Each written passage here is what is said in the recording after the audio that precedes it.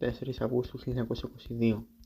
Αγαπητή μου Λίλιαν, το Σάββατο σε 6:30 το απόγευμα ανέβηκα στο Lake στο σταθμό Grand Central και σύντομα αναφόριζα δρομέως τον ποταμό Χάτσον, διασχίζοντας το λαμπρό Palisades και το Catskills. Περίμενα ότι θα φαινόμουν αρκετά αδέξιος και άπειρος για τη διαδικασία του Wagon Lee. Είχα πάνω την κουκέτα και γνώρισα εντελώς την τεχνική, αλλά με ένα φρόνιμο συνδυασμό εικασιών, συμπερασμάτων και παρατηρήσεων τη γλίτωσα χωρίς να προκαλέσω την παραμικρή προσοχή στην άγνοια μου. Ντύθηκα και ξεντύθηκα στην κουκέτα μου, πραγματικό κατόρθωμα.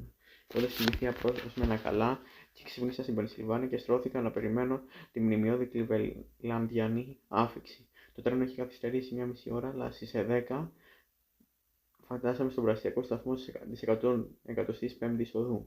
Στο μεταξύ είχα παρακολουθήσει από το παράθυρο με έντονο ενδιαφέρον το τοπίο του Οχάιο.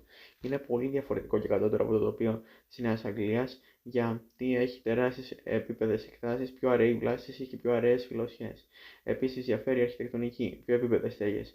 Τα χωριά είναι αρκετά θλιβερά, όπως και στο Main Street, στο βιβλίο του Sinclair Lewis δηλαδή. Δεν έχουν αρχαία χαρακτηριστικά και τους λείπει εντελώς η γλυκιά γοητεία και το γλυκό σκηνικό που κάνει τόσο όμορφα τα χωριά της Νέας Αγγλίας. Χάρηκα που ο προορισμός μου ήταν μια μεγάλη πολιτεία.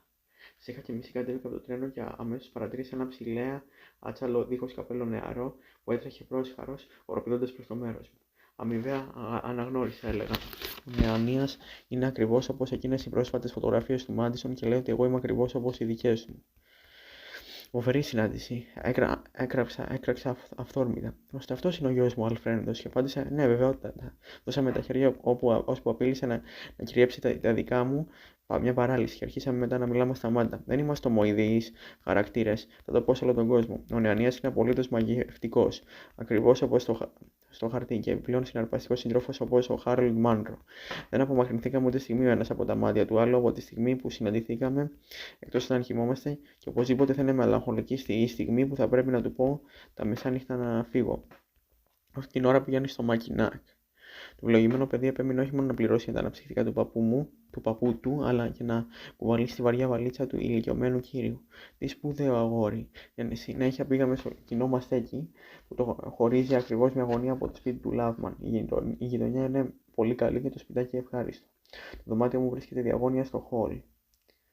Αφού τακτοποιηθήκαμε στο δωμάτιο, πήγαμε στο σπίτι του Λάβμαν, του Σάμιουελ Λόβμαν, στο Lonor Apartments, που είναι θαυμάσιο μέρος. Ο Σάμιουελ Λόβμαν βρισκόταν εκεί, σε 10 χρόνια νεότερος και 10 φορές πιο καλοδιάθετος από τον περασμένο Απρίλη, και γεμάτος κολακευτικά σχόλια για τον ηλικιωμένο κύριο. Η μητέρα του, εξαιρετικό και καλοσυνάτο άτομο, και σπουδαίος αδερφός του με το αυτοκίνητο, βρισκόταν επίσης εκεί, και σε λίγο μας πήγαν μια βόλτα για να μας δείξουν τα αξιοθέατα. Το δωμάτιο του Λόβμαν είναι πραγματικό μουσείο, γεμάτο αντίκες και σπάνια βιβλία. Η αφοσίωσή του σε όλες τις τέχνες τεκμηριώνεται από τον πλούτο των σχετικών βιβλίων και υπάρχει μια ασυναγώνιστη συλλογή κλασικών δίσκων φωνογράφου. Πριν τελειώσει μαζί μου, εκείνος και ο Αλφρέντος, πιθανότατα θα έχω γίνει κι εγώ ημιπολιτισμένος. Μεταΐζουν μεγάλες δόσεις τέχνης, μουσικής και λογοτεχνίας. Το βράδυ της Κυριακής συναντήσαμε τον έμπορο σπάνιων βιβλίων, τον George Κέρκ, φίλο του Λόφμαν, και το κουαρτρέτο μας εξερεύνησε το έξοχο μουσείο του Cleveland στο Wade Park. Το πρωί της Κυριακής, ο Αλφρέντος και εγώ χαζολογήσαμε στο δωμάτιο του Λόφμαν, κοιτώντας σπάνια βιβλία και εικόνες, ακούγοντας δίσκους στο φωνογράφο. Είδαμε τα φρικαλαία σχέδια του φίλου του Λόφμαν, Clark Aston Smith. Πραγματικά γκροτέσκα και άφατα. Πήρα και εγώ μερικά εδώ για περαιτέρω μελέτη. Εσωκλείω ορισμένα, τα οποία σε παρακαλώ να μου επιστρέψει με προσοχή. Έχει δει πιο αλόκοτα και τρομερά πράγματα. Ο Σμιθ είναι μεγαλοφία, δεν υπάρχει αμφιβολία. Στο μεταξύ, μια παράξενη μεταμόρφωση έλαβε χώρα στην όψη του παππού Θεοβάλλου. Περίμενε κανείς να δυνατήσω λίγο για να μαυρίσω από τον ήλιο. Αλλά ποιος θα περίμενε τα υπόλοιπα. Σφογμένος από την αποπνικτική ζέστη και από τη σταθερή και ανανεωτική συντροφιά της νεολαίας, μύθηκα τον εγγονό μου στις εξής λεπτομέρειες. Κατέληψα το γυλαίκο μου και αγόρασα μια ζώνη καινούριου τύπου από τον αρχικό μου του Καμ. Η ζώνη δεν έχει τρύπες, αλλά προσαρμόζεται σε όλες τις περιφέρειες. Αγόρασα και μερικά κολάρα, ναι, αλήθεια, και τα φορώ συνεχώς. Άρχισα να κυκλοφορώ κι εγώ χωρίς καπέλο, όπως ο άλλος, και το χρησιμοποιώ το καπέλο μου πλέον μόνο σε επίσημες περιστάσεις. Με φαντάζεσαι χωρίς γυλαίκο, χωρίς καπέλο, με μαλακό κολάρο και με ζώνη να κυκλοφορώ? με έναν νεανία 20 χρονών, σαν να μην ήμουν κι εγώ μεγαλύτερος. Θα βάλω τον Αλφρέδο να μου βγάλει μια φωτογραφία που θα το αποδεικνύει. Σε μια επαρχιακή πόλη μπορεί να είναι κανείς άνετος και ελεύθερος. Όταν έρθω ξανά στη Νέα Υόρκη θα ξαναπάρω το επίσημο ύφος και θα ξαναφορέσω τα σοβαρά ρούχα που ταιριάζουν με τα προχωρημένα μου χρόνια. Αλλά προς το παρόν έχω πετάξει στην άκρη τα 11 χρόνια που με χωρίζουν από τον αυτοκρατορικό νεανία μας. Το πρόσωπό μου τα πηγαίνει μια χαρά και απελευθερώθηκε εντελώς από τη μελαγχολία. Μάλιστα, έγινα κυριολεκτικά πρόσφαρο. Αυτό που χρειάζομαι για να είμαι χαροπός είναι η συνεχή συντροφιά νεανικών και ταιριαστών με το χαρακτήρα μου ατόμων με λογοτεχνικά ενδιαφέροντα. Με όλες τις ευχές μου έχω την τιμή να υπογράφω, ως ανεψιός που σ' αγαπά και ο πιο υπάκουος υπηρέτης. Howard Phillips Lovecraft. Cleveland, Οχάιο, 12 Αυγούστου 1922. Κύριε Σμιθ, ελπίζω ότι θα σας συγχωρήσετε το θάρρος που παίρνει ένας απολύτως άγνωστος για να σας γράψει, αλλά είναι αδύνατο να μην εκφράσω την εκτίμησή μου για τα σχέδια και την ποίησή σας που με σύστησε σε αυτά ο φίλος μου, ο Σάμουελ Λόφμαν, τον οποίο επισκέφτομαι από αυτόν τον καιρό στο Cleveland. Το βιβλίο σας, με υλικό το οποίο μονάχα από χρονολογική άποψη θα μπορούσε να χαρακτηριστεί νεανικό, μου δίνει την εντύπωση της διακεκριμένης μεγαλοφυΐας σας και με κάνει να λαχταρώ να δω τον καινούριο τόμο, ο οποίος, όπως καταλαβαίνω, ετοιμάζεται αυτήν τη στιγμή. Σχετικά με τα σχέδια και τις ιδεογραφίες, μου λείπει το λεξιλόγιο που θα ήταν απαραίτητο για να μπορέσω να εκφράσω τον ενθουσιασμό μου. Τι κόσμος οπιουδούς φαντασίωσης και φρίκης αποκαλύπτεται εδώ και πόση μοναδική δύναμη βλέμματος πρέπει να βρίσκεται πίσω του. Μιλώ με ιδιαίτερη ειλικρίνεια και ιδιαίτερο ενθουσιασμό, γιατί και με τα δικά μου ειδικά γούστα αυτά επικεντρώνονται σχεδόν ολοκληρωτικά στον κόσμο του γκροτέσκου και του αραβουργήματος. Προσπάθησα να γράψω διηγήματα και σκαριφήματα που να επιτρέπουν μερικές ματιές στις άγνωστες αβύσσους του τρόμου που βρίσκονται πέρα από τα όρια του γνωστού, αλλά δεν κατόρθωσα ποτέ να ζωντανέψω ούτε ένα ψήγμα της δυνατής φρικαλαιότητας που αναδείνουν τα φοβερά δυνατά σχέδιά σας.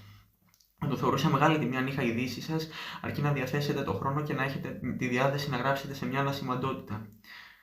Επίσης, ήθελα να μάθω πού θα μπορέσω να αντικρίσω άλλα ποίηματα γραμμένα από το χέρι που δημιούργησε καλλιτεχνήματα όπως ο Νέρον, ο ταξιδιώτης των αστρών και τα εξαίσια σονέτα που τα συνοδεύουν. Και ότι δεν έχω να επιδείξω σαν αντάλλαγμα έργο, έστω και κατά προσέγγιση εξίσου μεγαλοφυές, οφείλεται στις μέτριες ικανότητες και όχι στις διαθέσεις μου. Ζητώντας συγγνώμη για αυτή την κατάχρηση του χρόνου σας και εκφράζοντας ξανά την εκτίμηση την οποία αυξάνει κάθε ανανεωμένη ματιά στο έργο σας, εκλιπαρώ την τιμή να παραμείνω ο πλέον υπάκουος υπηρέτης σας. Howard Phillips Lovecraft.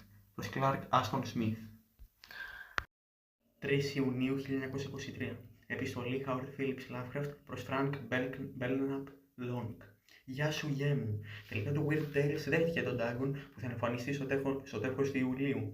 Ο διευθυντής λέει ότι θέλει κι άλλα από τα έργα μου και προφανώς θα του ξαναδαχτυλογραφήσω κάποια. Αν το τσεκ για τον Dagon που θα έρθει όταν δημοσιευτεί η ιστορία είναι αρκετά μεγάλο ώστε να αξίζει τον κόπο, γιατί δεν δοκιμάζει να δώσει κάτι στο δικό στο περιοδικό. Οι πιθανότητες να γίνει δεκτό φαίνονται εξαιρετικές. Μίλησα στον διευθυντή για τον Clark Ashton Smith και του έστειλα κάποια ποίηματα για δείγμα. Αργότερα του έκαναν τόση εντύπωση ώστε παραβίασε τον κανόνα του να μην δημοσιεύει ποίηση και αυτή τη στιγμή γράφει στη μεγαλοφυΐα της Καλιφόρνιας.